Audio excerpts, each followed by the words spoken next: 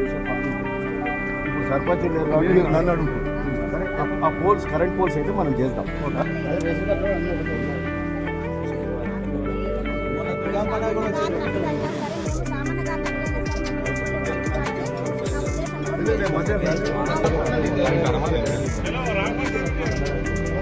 ఉంటాం మేము అట్లా అని కేసీఆర్ నాకు తెలియలేదు అప్పుడు చెప్పలేదు.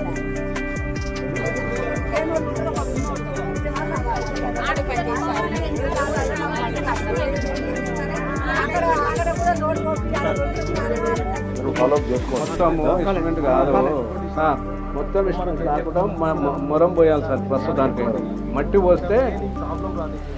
రాజ్యాంగం కూడా పెద్దది, మనకున్నంత పెద్ద రాజ్యాంగం ఏ దేశానికి లేదు. సో అట్లాంటి రాజ్యాంగాన్ని బాబాసాహెబ్ అంబేద్కర్ మనకి ఇచ్చిండ్రు. అది ఇచ్చినందుకు ఆయన రాసిన రాజ్యాంగం ఏ విధంగా రచించిండో అంత గొప్పగా దాన్ని రచించినందుకే ఈరోజు ఈ దేశంలో స్వతంత్రం వచ్చినాక అనేక మతాలు కులాలు అందరం కూడా కలిసిమెలిసి దేశమంతా కూడా అభివృద్ధి పదంలో ముందుకు పోతుంది. అన్ని వర్గాల ప్రజలకు కూడా వీలైనంత మేలు జరిగే కార్యక్రమం జరుగుతుందంటే ఇది రాజ్యాంగం వల్లనే జరుగుతుంది. సార్ మొన్న ప్రెస్ మీట్ పెట్టి ఏవిఎంస్ వద్దు బ్యాలెట్ పేపర్ తీసుకురావాలని చెప్పేసి రాహుల్ గాంధీ గారు చెప్పారు. దీన్ని మీరు ఎలా చూస్తారు సార్? దట్ ఈస్ ఎలక్షన్ అండి. సార్ లేకిన్ ఇప్పుడు ఏదైతే చెప్పారో నిజంగా రాజ్యాంగ పరంగానే ఏవిఎంస్ అనేది అప్పుడు లేవు. బ్యాలెట్ పేపర్ని మీరు ఎలా చూస్తారు అసలు? ఇప్పుడు ఈడ మనం దాన్ని ఇది సందర్భం కాదని అయితే నేను అనుకుంటున్నాను. ఎందుకంటే ఇప్పుడు పెద్ద సరే ఇప్పుడు మా నాయకుని వాదన మేము కూడా పదే అంటాం. 2018లో మేము ఇబ్బంది పడ్డాం. ఇది బ్యాలెట్ పేపర్ ఉంటేనే మంచిది, ఎందుకంటే అభివృద్ధి చెందిన దేశాలనే బ్యాలెట్ పేపర్ పెడతారు. అమెరికా లాంటి అభివృద్ధి చెందిన దేశాలనే బ్యాలెట్ పేపర్ పెడితే మనకి ఈడ అవసరం ఏమున్నది? సో బ్యాలెట్ పేపర్ పెట్టి కూడా ఎలక్షన్ నిర్వహించవచ్చు. సో రాహుల్ గాంధీ గారి సందేశం అది. బ్యాలెట్ పేపర్ పెడితే ఇక ఏమాత్రం అనుమానం కూడా తాగుండదు. ఇప్పుడు అనుమానాలు తలెత్తుతున్నాయి ఈరోజు. అరే ఎలక్షన్ ఎట్లయిందో ఏమైందో, నా ఓటు ఇటు పోయిందా, ఈడొత్తుతో ఇంకో పార్టీకి పోయిందా అనేది ఉన్నది. కాబట్టి బ్యాలెట్ పేపర్ అనేది మంచిదే. సరే ఏదున్నా ఈ సమయం ఏంటంటే మనము డాక్టర్ బాబాసాహెబ్ అంబేద్కర్, ఆయనకి ఏ పార్టీ ఏది కూడా లేదు. దేశం అందరికీ కూడా అతి గొప్ప నాయకుడు.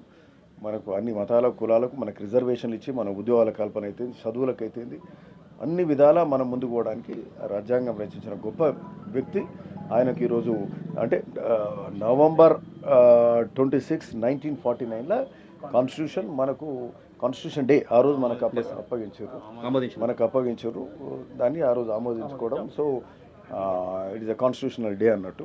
సో అది గొప్పగా ఇక్కడ అభివృద్ధి కార్యక్రమాలు చేసుకుంటున్నాం. అందులో భాగంగానే ఈరోజు ఇక్కడ చిండ్రావులపల్లి గ్రామంలో మరి ఇక్కడ అంబేద్కర్ స్టాచ్యూ దగ్గరనే ఈ యొక్క దీక్ష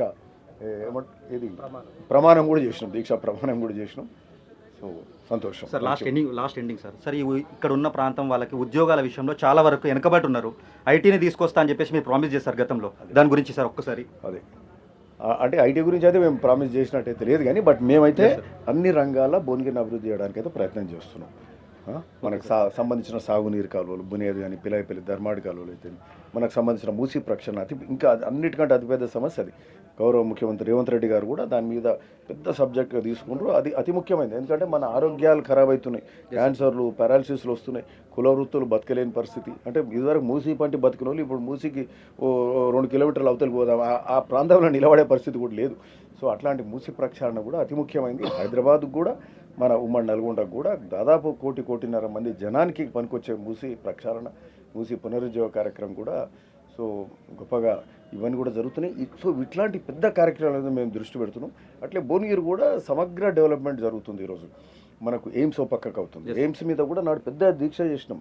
ఆ రోజు కాంగ్రెస్ ప్రభుత్వం రాజశేఖర రెడ్డి గారు ఏమన్నా దాన్ని కట్టినాం, కంప్లీట్ చేసినాం. దాన్ని ఓపెన్ చేయడానికి వీళ్ళకి శాతగాలి 10 ఏళ్ళ పాటు టీఆర్ఎస్ ప్రభుత్వానికి శాతగాలి. మళ్ళీ కేంద్రం చేపట్టింది. అది కూడా నత్తనాడుకన నడిచి సరే ఇప్పుడు ఏదో కంప్లీట్ అయ్యే కార్యక్రమం అవుతుంది. ఒక గొప్పగా ఎయిమ్స్ కూడా వస్తుంది. భువనగిరి ఫోర్ట్ డెవలప్మెంట్ అవుతుంది. 100 కోట్లు శాంక్షన్ అయింది. దానికి 68 కోట్లు శాంక్షన్ అయింది. ఇంకా 40 కోట్లు కూడా ఇవ్వడానికి సరిగ్గా ఉన్నారు. ఇవ్వడానికి కూడా వాళ్ళు రెడీ ఉన్నారు. అట్లనే స్పోర్ట్స్ స్టేడియం, మినీ స్టేడియం కూడా ఎక్కడ ముతిరెడ్డిగూడెం దగ్గర స్పోర్ట్స్ ఇండోర్ స్టేడియం ఒకటి అవుతుంది. దానికి 30 కోట్లు. సో ఇట్లాంటి కార్యక్రమాలు అనేకం జరుగుతున్నాయి. సంగం దగ్గర బ్రిడ్జ్ శాంక్షన్ చేపిస్తున్నాం. ఈ జూలూరు బ్రిడ్జ్ కావాలి, రుద్రవెల్లి బ్రిడ్జ్ కావాలి, జంపల్లి ఇంద్రాల బ్రిడ్జ్ కావాలి, శివరెడ్డిగూడెం సూరపల్లి బ్రిడ్జ్ కావాలి. ఈ సంవత్సరంలో పూర్తి చేస్తారు అనుకోవచ్చా సార్? సంవత్సరంలో ఎట్లయితే అవి శాంక్షన్స్ తెచ్చుకోవాలి, బిల్లులు ఇప్పించాలి. ఇప్పుడు కేసీఆర్ కేటీఆర్లు మొత్తం ముంచిపోయారు, మనను అప్పులలో ముంచిపోయినరు. ఓదికి అప్పులు కట్టాలి, ఓదికి డెవలప్మెంట్ చేయాలి. సో ఇవన్నీ ఇబ్బందికరంగానే ఉన్నాయి. అయినా కూడా ఈ అన్ని కార్యక్రమాలు రుణమాఫీ ఇవన్నీ కూడా మంచిగా అవుతున్నాయి. సో కొంతమందికి కాకుండా బ్యాంక్ అకౌంట్స్ ఇట్లాంటి ఎర్రర్స్ ఉన్నాయి, అవన్నీ కూడా సరి చేసుకొని పూర్తి స్థాయిలో రుణమాఫీ అవుతుంది. ఇందులో మిన్లు మొదలైతే అన్నీ కూడా చెప్పినవన్నీ చేసే కార్యక్రమం కాంగ్రెస్ ప్రభుత్వం. Sir thank you so much sir.